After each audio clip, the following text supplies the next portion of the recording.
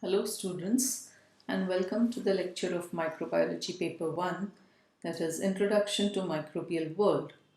We will be studying chapter 2, the golden era of microbiology, and the topic for today's lecture is Louis Pasteur's contributions in the field of microbiology, in which we shall limit ourselves to the discoveries and findings of Louis Pasteur in the field of fermentation, the process of pasteurization, the cholera vaccine, the fowl cholera experiment, and the production or preparation of the rabies vaccine. So we'll first study the brief history of Louis Pasteur. Louis Pasteur was born on 27th December in 1822 in Dole, Jura in France. In 1847, Pasteur completed his doctorate in science. In 1848, he was appointed as a physics professor at the Dijon High School in France. Later, he moved to the University of Strasbourg as a professor of chemistry. And lastly, as a biologist, microbiologist, and chemist, Louis Pasteur made remarkable discoveries in the field of science. His discoveries provided evidence relating the germs to the diseases. Thus, Louis Pasteur led the way to the golden era of bacteriology. Louis Pasteur is well known as the father of the germ theory and the founder of bacteriology. He laid the foundation of stereochemistry through the identification of isomers of tartaric acid. Pasteur helped in saving the French silk industry, which was undergoing heavy losses because of an unknown disease. Pasteur identified the disease of the silkworm and thus helped in saving the French silk industry. Pasteur also created vaccines for chicken cholera, anthrax, and rabies. He not only produced the vaccines, but he also provided a logical and scientific grounds for fermentation and for the process of brewing. Pasteur is most known today for inventing the process of pasteurization, which is widely used to treat liquids like milk even today. Every year, his death anniversary is celebrated on the 28th of September as the World Rabies Day, as he created the vaccine against this dreadful disease before his death in the year 1895. Periodically, we can describe the work of Louis Pasteur into three different phases. From 1847 to 1862, Pasteur worked as a physicist and a chemist. From 1862 to 1877, Pasteur worked as a biologist. And from 1877 to 1887, Pasteur worked as a microbiologist. Pasteur is best known today for two important things, that is pasteurization and vaccination. Pasteur was a very brilliant scientist, and during his lifetime he added several important discoveries to his credit. Pasteur's discovery of molecular asymmetry occurred during his experimentations on paratartrate crystals. He discovered that under polarized light, inactive substances became active due to fermentation. Based on his experiments, he associated fermentation with life, which led him to study molecular asymmetry to contagious diseases through the process of fermentation. So let us study about Pasteur's contribution in the field of fermentation. We'll start with the definition of fermentation. So, fermentation can be defined as a metabolic process that produces chemical changes in organic substrates through the action of enzymes. It can also be defined as a metabolic process by which organic molecules like sugars get converted into acids, gases, or alcohol in the absence of oxygen or any electron transport chain. In very simple terms, pasteurization is defined as the process that results in the formation of alcohol or organic acid. Pasteur's most famous discoveries were made after he became the dean of the science department at the University of Lille in the region which is best known for its beet juice distilleries. All over Europe in those days, the biggest problem was to save the wine. Europe at that time was the wine capital, but the wine industry was facing certain problems. So, the biggest problem in Europe in those days was to save the wine industry. In the 1850s and 1860s, Louis Pasteur made a series of investigations and showed that fermentation was a process that was initiated by living organisms. At that time, Berzelius and Liebig had shown that yeast that died and decayed was the cause of fermentation. But this was later proved to be wrong by Louis Pasteur. In 1856, a local industrialist approached Louis Pasteur about the problems that the wine manufacturers were facing.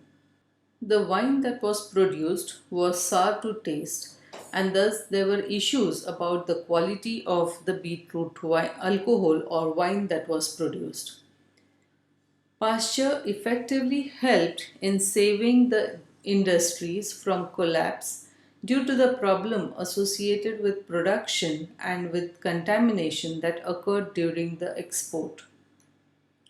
In 1856, Pasteur demonstrated that fermentation was a process that involved the action of living yeast and that fermentation could also lead to the production of lactic acid which made the wine sour. In his observations on the fermentation broth, Pasteur had observed oval shaped yeast structures in the fermentation broth. But when he studied the fermentation broth that gave a sour wine, he found that along with the oval shaped yeast that were present in the fermentation broth, certain rod shaped bacteria were also present. He tried to isolate the organisms, the rod shaped organisms, and found out that these were the bacteria that were responsible for the formation of lactic acid.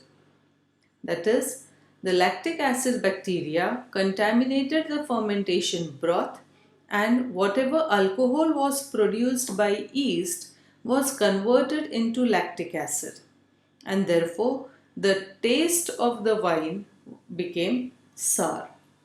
In 1861, Pasteur also observed that less sugar fermented per part of the yeast when the yeast was exposed to air.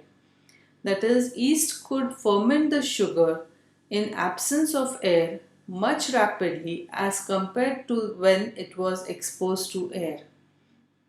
And this less production of the alcohol in aerobic condition was referred to as the Pasteur effect. Pasteur also showed that fermenting beverages could be contaminated by the microorganisms, and that the growth of microorganisms was responsible for spoilage of beverages like milk, beer, and wine. Thus, Pasteur introduced a process which is now called as pasteurization in 1862.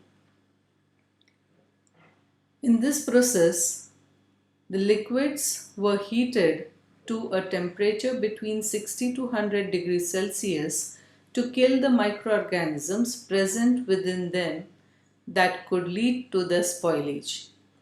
This process was actually applied initially to the wine industry, where the wine was contaminated by the lactic acid bacteria. So, to get rid of the lactic acid bacteria in the fermentation broth, the fermentation media were heated between temperatures of 60 to 100 degrees Celsius in order to kill the lactic acid bacteria without causing the death of the yeast. And thus, this process was used for the process of fermentation in the olden days.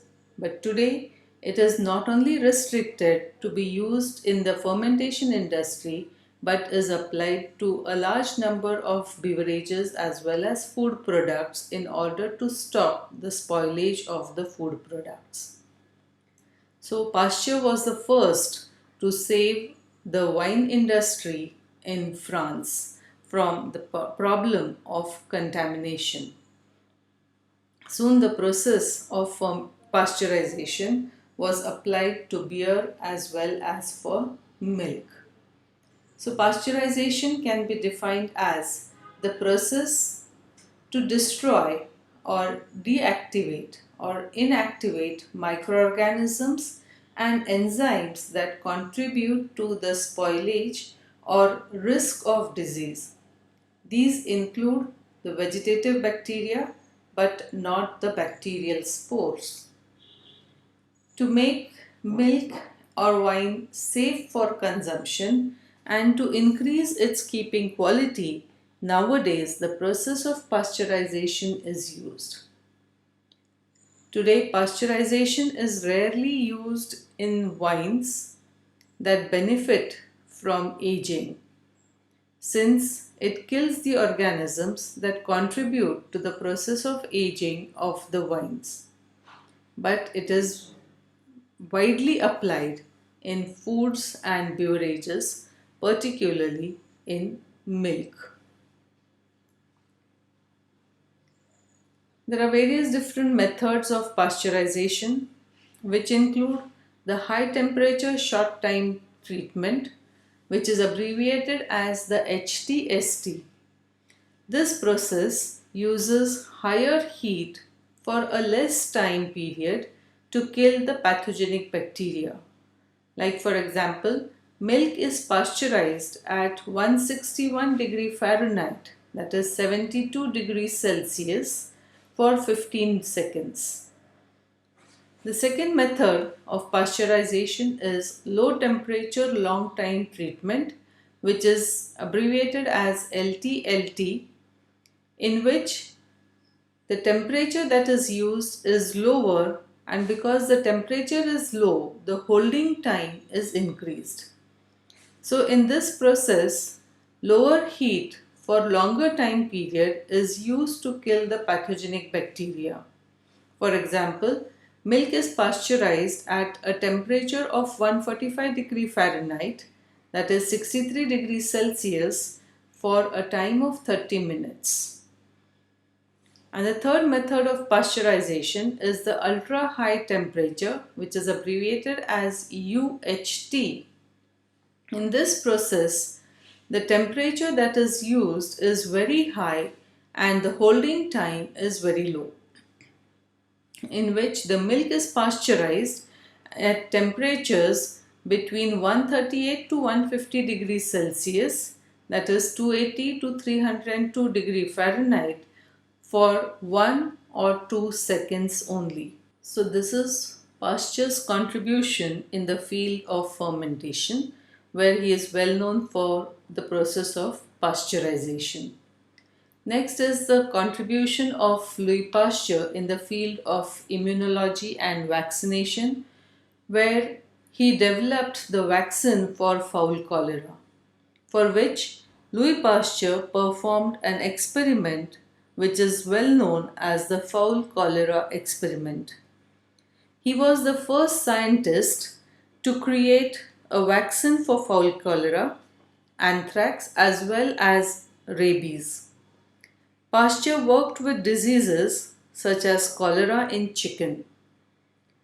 Louis Pasteur's first important discovery in the study of vaccination came in the year 1879, and it was regarding to the disease known as the chicken cholera. Pasteur isolated the bacteria responsible for chicken cholera from an infected bird. He performed experiments in his laboratory in which he inoculated the group of chicken with the isolated bacteria, and this group of chicken, it suffered from the disease. So he gave a relationship between the isolated bacteria and the disease. Later, he performed public demonstrations of his experiment, and during the public demonstration of his experiments, he injected the chicken with the chicken cholera bacteria that was isolated. But in his demonstration, the chicken did not suffer from the infection. So Louis Pasteur tried to find out the reason why the chicken did not suffer from cholera. And he understood that the bacteria that he had used to inject in the birds or in the chicken was a very old culture of bacteria that was isolated by him. So he again performed experiments and found out that when the culture was an old culture, the bacterial culture, when it was an old culture or preserved culture, the bacteria had lost its virulence and therefore was unable to cause the infection in the birds. From this, he further proposed that long preservations or subculturing of bacteria leads to the destruction of the virulence of the bacteria. So Pasteur again performed experiments in public. This time he took healthy chicken and divided the chicken into two groups, namely A group and B group. The A group chicken were inoculated with the fully virulent bacteria, while the B group chicken were inoculated with the old culture of bacteria that was isolated by Louis Pasteur. After a few days, the A group chicken, which were inoculated with the fully virulent bacteria, showed the symptoms of the disease, while the B group chicken, which were inoculated with the attenuated bacteria, did not show the symptoms of the disease. Later, he inoculated again a group of healthy chicken with the virulent bacteria, and the virulent bacteria was injected into the B group chicken, which were initially inoculated with the attenuated culture.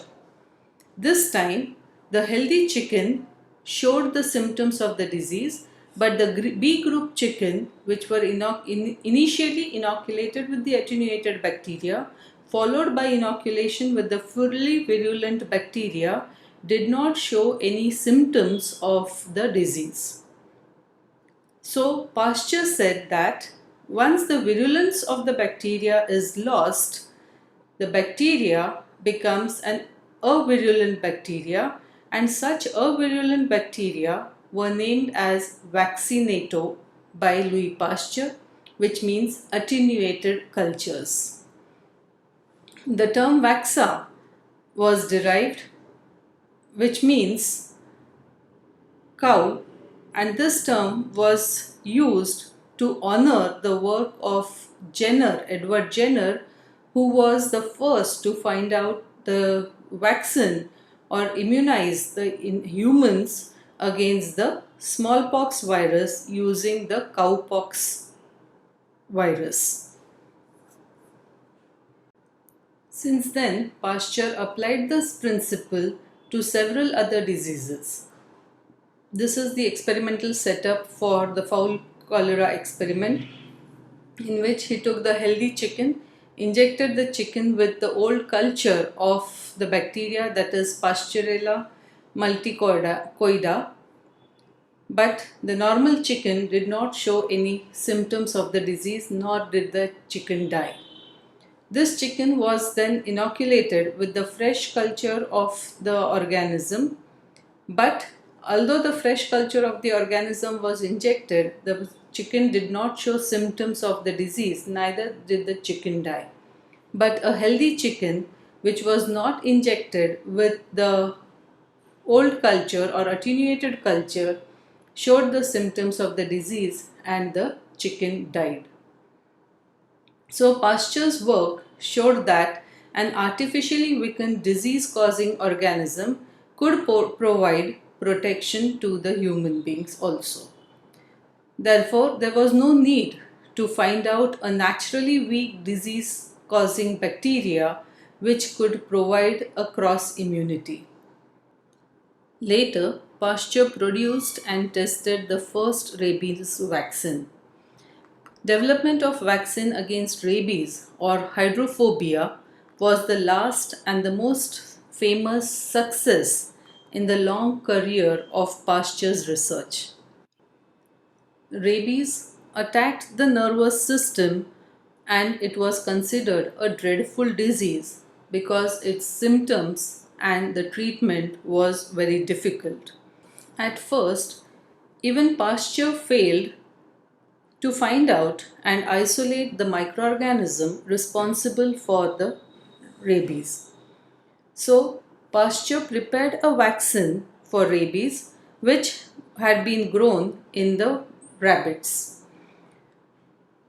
The virus infects the nervous tissue, and thus Pasteur obtained the nervous tissue of rabid rabbits. He dried the nervous tissue in order to weaken the virus. On the July 6th, 1885, a 9-year-old boy named Joseph Meister was attacked by a rabid dog.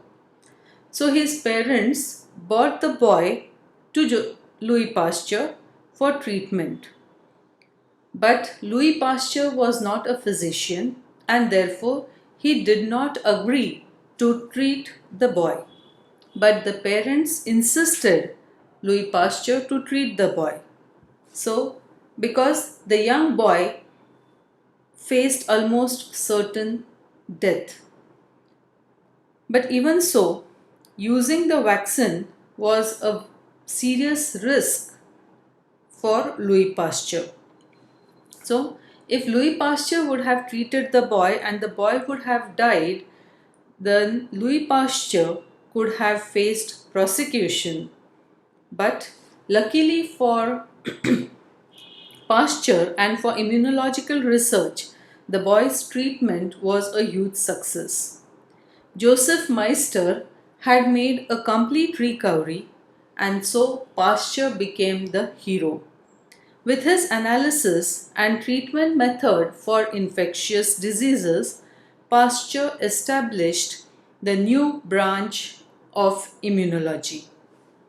In 1888, Pasteur Institute was inaugurated in Paris for the treatment of rabies and other diseases. Louis Pasteur was a French national hero, and he died in the year 1895 on 28th of September at Marnes-la-Cogueta. So these are the various different contributions of Louis Pasteur in the field of microbiology. Thank you.